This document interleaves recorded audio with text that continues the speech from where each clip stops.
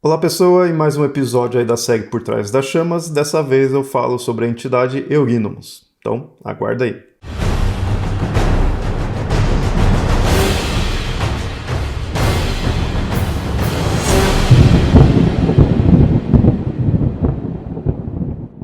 Antes de começar, sempre lembrando, se inscreve aí no canal se não é inscrito, curta aí o vídeo, comenta o que tá achando, e caso você não saiba, esse daqui não é a única produção do Mitografias. Nós temos também um site que tem textos e podcasts. E tudo isso daí só existe graças aos nossos apoiadores.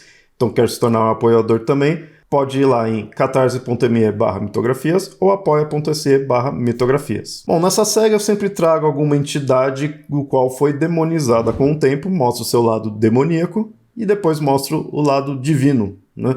No caso de hoje, não tem em si um lado divino, já que não é exatamente uma divindade. O Eurínomos ele é bem desconhecido e ele não teve tanto uma transformação em si. Você vai entender melhor disso. No lado demônio, ele é dito dele ser o príncipe da morte. Ele aparece em alguns dicionários dessa forma e ele não tem muitos detalhes em si, apesar dele ter uma gravura, né, ele tem uma forma ali definida, ele é citado nos dicionários, mas não tem muitos detalhes, em parte porque muitos desses dicionários descrevem a versão original dele. Isso que é interessante. Aqui a gente já parte direto aí pro lado antigo dele, pro lado mítico dele. Eu não vou dizer um lado divino, porque ele realmente não era uma divindade. Ele era, na verdade, um daimon. Então, teoricamente, ele sempre foi um demônio?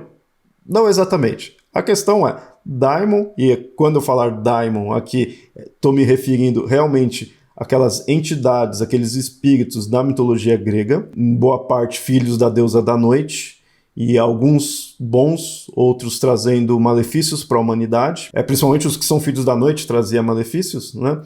Thanatos, Hypnos e muitos outros aí, né? Normalmente esses elementos negativos da nossa vida, né? A velhice, coisas do tipo, são daimons, né? Que da onde veio o demônio, né? Na introdução dessa série eu já falei pouco disso. De repente vale a pena ter um episódio aí sobre os daimons, né, mostrando essa diversidade, explicando o que é. Então comenta aí o que você acha dessa ideia, fazer um episódio próprio dos daimons. Mas falando dele aqui, ele é um daimon da mitologia grega, e ele por si só já é bem assustador. É dito que ele morava no submundo, né, então morava ali no reino do Hades, e ele ficava ali devorando a carne dos cadáveres, e aí sendo retratado como um ser de pele azul escura, e estando sentado em cima de uma pele de um abutre.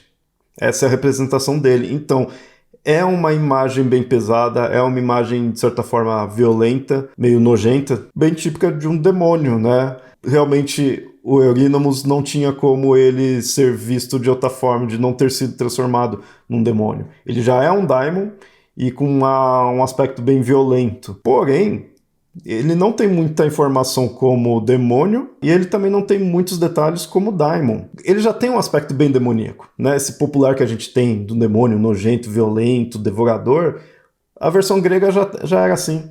Então ele não tinha como escapar, né? Só que assim, ele tem muito pouca informação. É basicamente isso que eu falei que se tem dele. Porque aonde que tem a informação dele? Na descrição da Grécia, que é uma obra antiga do autor Pausanias, já citei ele em alguns vídeos aqui, é um autor que viajou pela Grécia, na antiguidade mesmo, relatando, né, escrevendo muito ali dos cultos locais, das obras locais. Então, essa obra, Descrição da Grécia dele, ajuda muito para ver essas versões alternativas, essas versões bem localizadas de divindades, ou entidades, né? E aí, no caso, esse Eurínomos só aparece nessa obra porque ele cita que ele encontra uma pintura de um artista chamado Polygnotus, que seria lá do século V antes da Era Comum, então já é antes do próprio Pausanias, e ele só fala dessa pintura.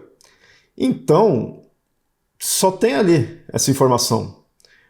Pode ser que o Pausanias realmente tenha encontrado essa obra, essa pintura, só que pode ser que isso daí seja uma invenção desse pintor, do Polygnotus. Então, teoricamente, o Eurínomos, ele nem seja real no sentido de algo realmente mitológico. Pode ser uma invenção ali de um pintor, nada demais. Porque não se tem nenhuma outras fontes primárias que cita essa entidade, que cita esse daimon. Presume-se dele ser filho de Nyx, porque ele é um daimon, e um daimon meio agressivo, então a maioria dos daimons, dos Cacoddaimons, que seriam os daimons ruins, são filhos dela. Mas é só uma especulação, porque não se tem nenhum dado, né? Isso que é interessante. Normalmente, quando se demoniza uma entidade, perde-se muita informação, né? Então é comum aqui em alguns episódios eu trouxe onde a divindade tinha vários detalhes, mas aí como demônio algo fica bem fraco, né? Fica bem pobre de informação. Nesse daqui, ele tem pouquíssima informação como entidade grega mesmo, só que a informação que se tem, a pouca informação, né, que se tem, ela é muito útil para construir um demônio mais atual, digamos assim, porque é bem típica, né, de um demônio, é bem violenta, é bem nojenta. Então ele, digamos que o Eurynomos, ele teve pouquíssima transformação, só que é uma entidade com poucos detalhes também.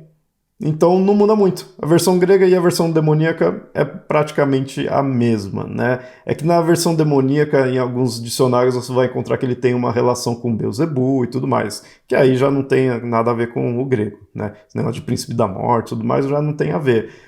Ele realmente tem cara de demônio, digamos assim. É um daimon com cara de demônio, vamos dizer assim, né? Só que só isso também, não tenho o que dizer. E eu sou do time que defende que ele é falso, que o Polygnotus que inventou ali, porque não tem mais nada dele. E ele realmente não traz muita função em si. Mas tá aí, né? E com esse nome dele, não vamos confundir com outros personagens e outras divindades com nomes iguais ou parecidos.